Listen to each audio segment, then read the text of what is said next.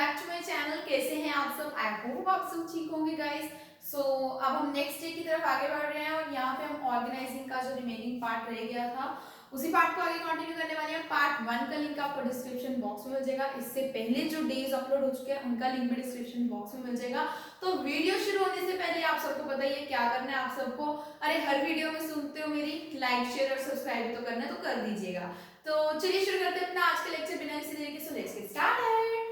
Guys देखिए आज का जो हमारा टॉपिक है वो फॉर्मल एंड इनफॉर्मल ऑर्गेनाइजेशन से शुरू हो रहा है। तो ये मत देखिए कि फॉर्मल क्या है इनफॉर्मल क्या है, पहले सीधा सा ये ग्राफ देखिए जो मैंने ये डायग्राम बनाया है। यहाँ पे देखिए एक बड़ी सी कंपनी इमेजिन कीजिए, अपनी बड़ी सी कंपनी अपनी इमेजिन कीजिए। देखिए सपना सोचिए, ठीक है, जहाँ के आप प्रेसिडेंट हैं, ठीक है, मतलब हेड है, टॉप मैनेजमेंट आपकी है, ठीक है। फिर उसके अपने अपने आगे 3 वाइस प्रेसिडेंट्स लगाए हुए हैं, ठीक है।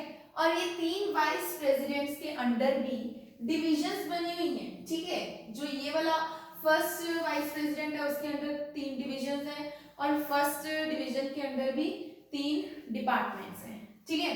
इसी तरीके से जो सेकेंड वाइस प्रेसिडेंट है उसके अंदर 2 डिवीजन मैनेजर्स हैं, ठीक है, और सेकेंड वाले डिवीजन मैनेजर के अंडर 2 डिपार्टमेंट्स हैं। इसी तरीके से ये भी है, ठीक है। तो ये है आपके ऑर्गेनाइजेशन का एक पूरा का पूरा स्ट्रक्चर। अब यहाँ पे देखिए ये तो हो गया पूरा का पूरा फॉर्मल स्ट्रक्चर, जो आपके हिसाब से ये स्ट्रक्चर है, आपने जिस तरीके से सेट किया है इस तरीके से काम आपके ऑर्गेनाइजेशन में हो रहा है। तो ये तो हो गया आपका फॉर्मल ऑर्गेनाइजेशन, ठीक है। लेकिन अब क्या हुआ, अब क्या हुआ कि ये बंदा यानी कि फर्स्ट वाइस प्रेसिडेंट और ये लास्ट 2, इन तीनों में गहरी दोस्ती बढ़ गई और ये तीनों सुबह मॉर्निंग कॉफी के लिए कैंटीन में इकट्ठे होते हैं हर रोज, ठीक है।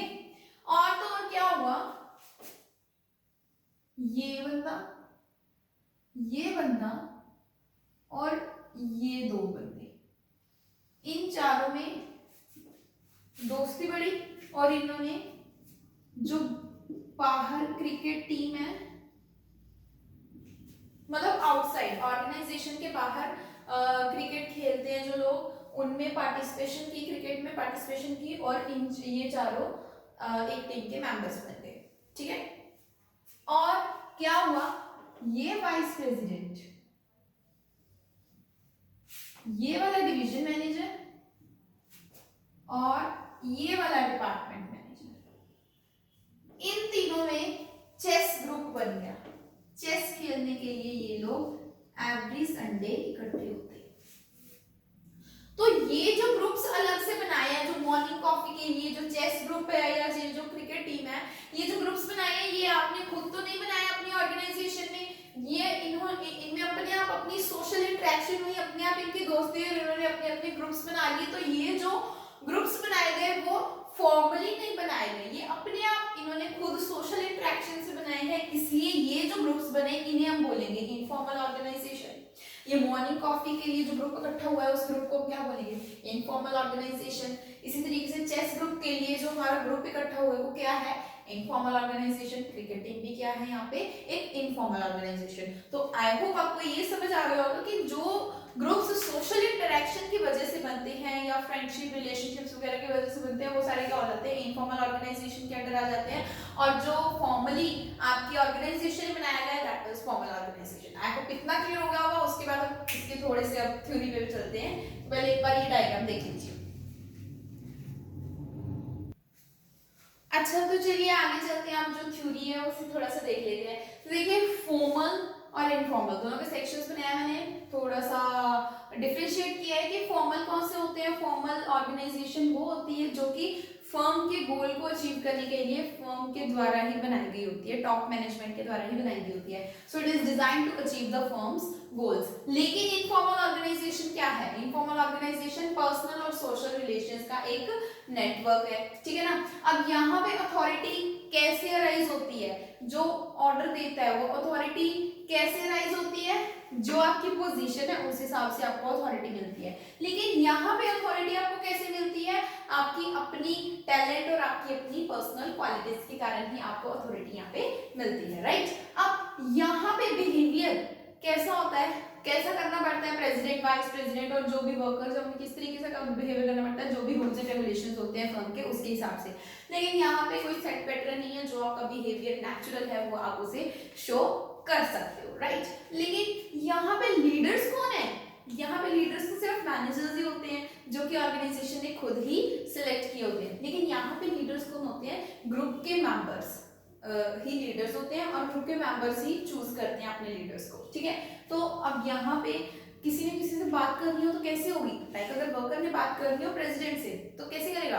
वर्कर डिपार्टमेंट मैनेजर से बात करेगा, डिपार्टमेंट मैनेजर डिविजनल मैनेजर से आगे जाएगी बात वाइस प्रेसिडेंट तक और वाइस प्रेसिडेंट के बाद जाएगी बात आपके प्रेसिडेंट तक, तब जाके वर्कर की बात ऊपर तक जाएगी। तो ये हो जाता है स्केलर चेन, फॉलो करनी पड़ती है। लेकिन यहाँ पे इनफॉर्मल में कोई सेट पैटर्न नहीं है, जिसको जिससे बात करनी है चलो भी कर लो, क्योंकि आपके फ्रेंड्स के तरीके से ग्रुप बना हुआ है, ठीक है।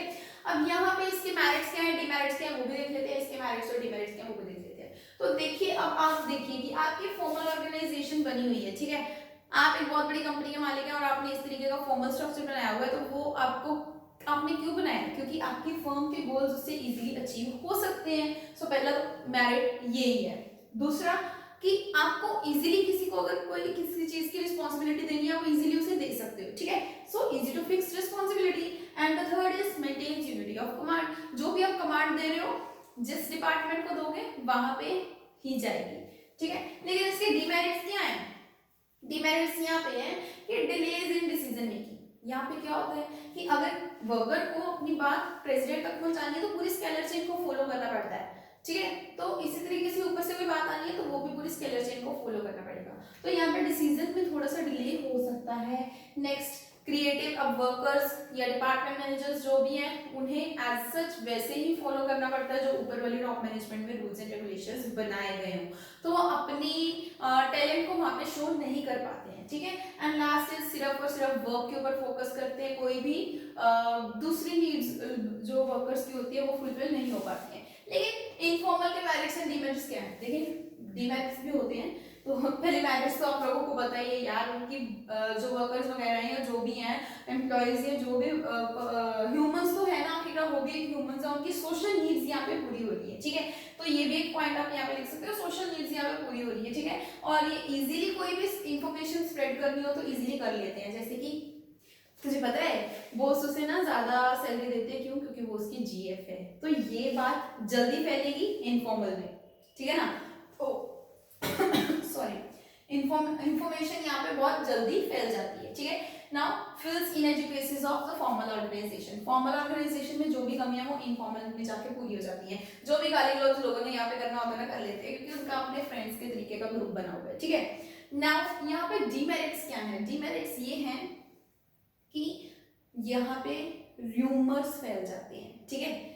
अफवाहें बहुत जल्दी फैल जाती हैं और ऑर्गेनाइजेशन में कोई भी अच्छा चेंज भी आ रहा हो तो भी ये लोग कई बार रेजिस्ट करते हैं अपने ग्रुप्स बनाकर। तो ये कुछ नेगेटिव पॉइंट्स हैं इसके, बाकी तो इसके मेरिट्स ही हैं ज्यादातर। तो हाँ, गाली गलौज मैंने यहाँ पे बोला था, गाली गलौज का मतलब ये नहीं, मतलब खुल के दिल से बात कर सकते हो आप, जिससे भी करनी हो आपको, ठीक है। तो आई होप आपको इतना समझ आ गया होगा। उसके बाद हम लास्ट टॉपिक पे चलते हैं, डिसेंट्रलाइजेशन एंड डेलीगेशन की तरफ। तो एक बार पहले इसे जल्दी से देख लीजिए।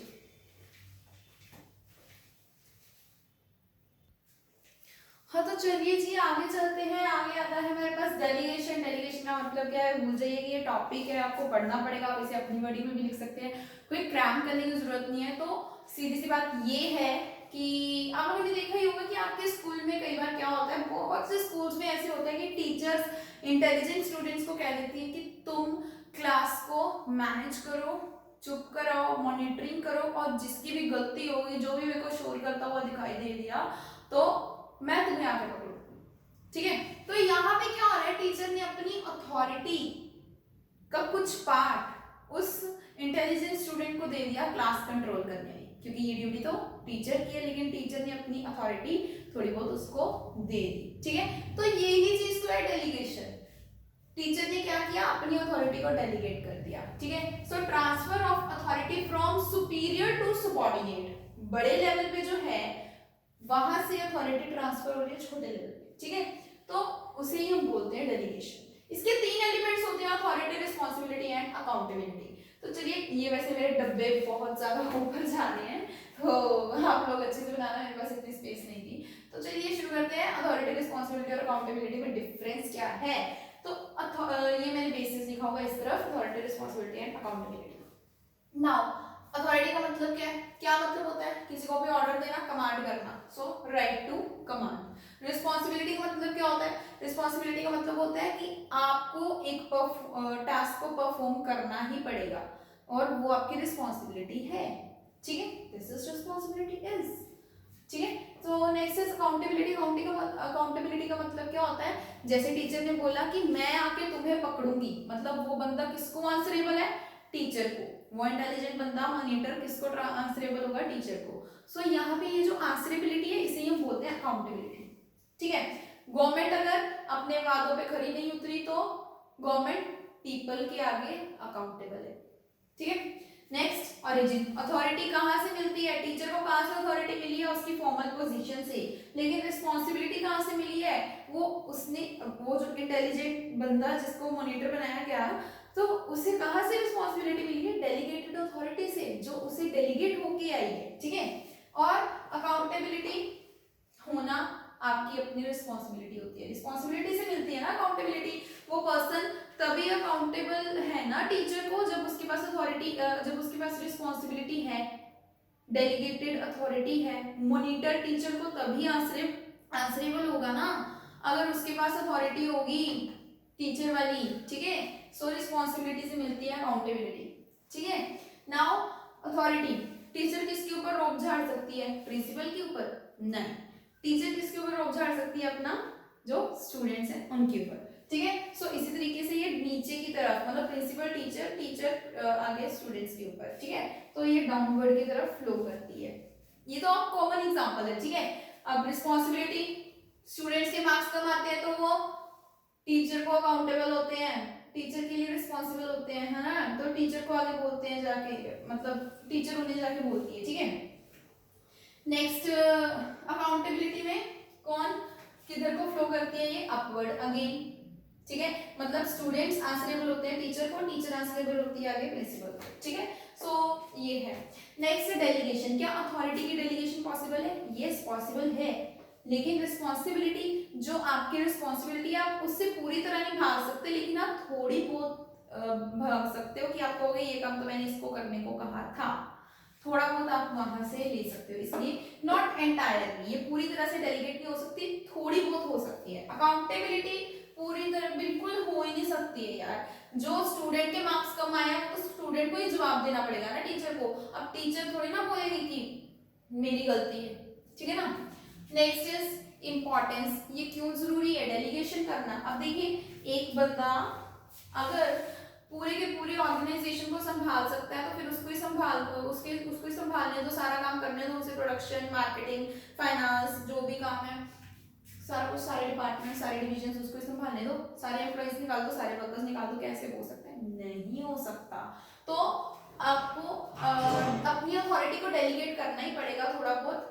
टॉप मैनेजमेंट को अपनी वाइस प्रेसिडेंट्स बनाने पड़ते हैं, आगे डिविजनल मैनेजर्स बनते हैं, डिपार्टमेंट मैनेजर्स बनते हैं। तो इससे क्या होता है, इफेक्टिव मैनेजमेंट होती है, ठीक है। नेक्स्ट इज मोटिवेशन मिलती है, जो इंटेलिजेंट स्टूडेंट होगा उसे, या फिर जो बाकी स्टूडेंट्स हैं उन्हें भी मोटिवेशन मिलेगी कि हाँ अगर हम भी अच्छा पढ़ेंगे तो हम भी ये अथॉरिटी ले सकते हैं।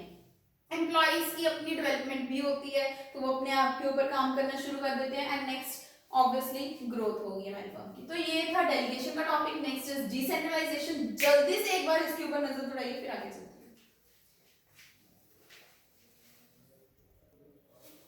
So last topic but not the least, decentralisation. Decentralisation का मतलब जो टॉप मैनेजमेंट है वो अपनी पावर्स को आगे, अपनी अथॉरिटी को आगे सारे लेवल्स में डेलीगेट कर देती है। आप लोगों को पता ही है जैसे हमारी सेंट्रल गवर्नमेंट क्या करती है, जो हमारी दिल्ली में सेंट्रल गवर्नमेंट बैठी होती है वो अपनी सारी की सारी अथॉरिटी डेलीगेट करती है। सारी नहीं मतलब कुछ तो उसके पास भी होती है, लेकिन वो अपनी अथॉरिटी को डेलीगेट भी करती है स्टेट गवर्नमेंट को, स्टेट गवर्नमेंट आगे डेलीगेट करती है जो कि डिस्ट्रिक्ट गवर्नमेंट होती है हमारी, ठीक है।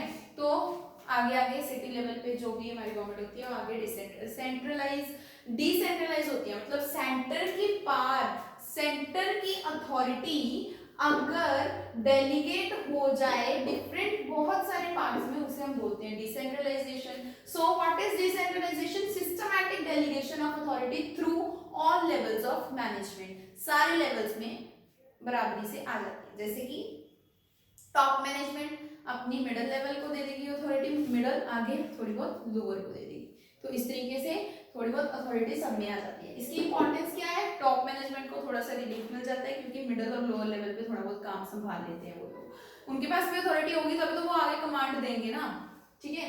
नेक्स्ट, इससे हमारी फर्म की ग्रोथ होती है। नेक्स्ट, जो नीचे वाले मिडिल और लोअर लेवल पे जो मैनेजमेंट बैठी है वो भी थोड़ा बहुत मैनेज करना सीख जाती है, तो इन फ्यूचर कभी हमारी ऑर्गेनाइजेशन को जरूरत पड़े तो हम उनको भी आगे प्रमोट कर सकते हैं, ठीक है। So it develops the managerial talent. Next is quick decision making, क्योंकि लोगों की सजेशन या जो लोअर लेवल पे और बैठे हैं उनकी भी सजेशन हमें थोड़ी बहुत मिल जाती है, तो क्विकली डिसीजन मेकिंग में हो जाता है और कंट्रोल हम करना थोड़ा इजी हो जाता है। आई होप गाइस ये लेक्चर आपको समझ आ गया होगा। Thank you so much for watching guys, and please like, share and subscribe कर देना। Thank you so much for watching guys. Thank you.